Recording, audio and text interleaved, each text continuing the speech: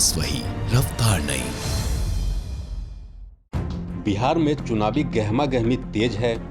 चुनाव की तारीखों के ऐलान के साथ ही सियासी घमासान जारी है। सीट बंटवारे को लेकर स्थिति स्पष्ट होती जा रही है। हालांकि अभी तक अंतिम फैसला किसी पार्टी की तरफ से नहीं आया है। पार्टियां गठबंधन की गांठ गांठने में जुटी है।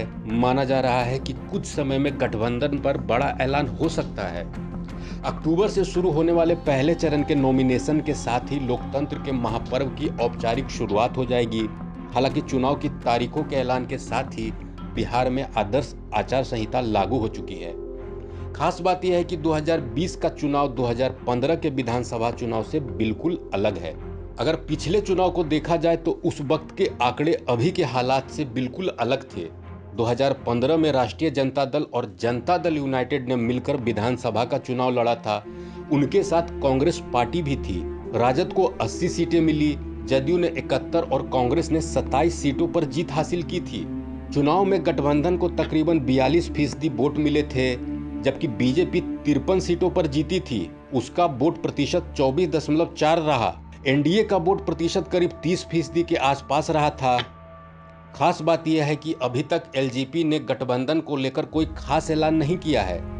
हालांकि लोक जनशक्ति पार्टी एक ऐसी पार्टी रही है जिसने समय गुजरने के साथ खुद को कमजोर होता ही देखा है। 2015 के विधानसभा चुनाव में एलजेपी ने 42 सीटों पर चुनाव लड़ा था। उसमें से पार्टी को लालगंज और गोविंदगंज में ही जीत मिली थी। पार्टी अध्यक्ष रामविलास पासवान के रिश्तेदार तक चुनाव हार गए थे। साल गुजरते गए और लोक जनशक्ति पार्टी का प्रदर्शन खराब होता चला गया। 2015 से ही एलजेपी की स्थिति खराब होती चली गई।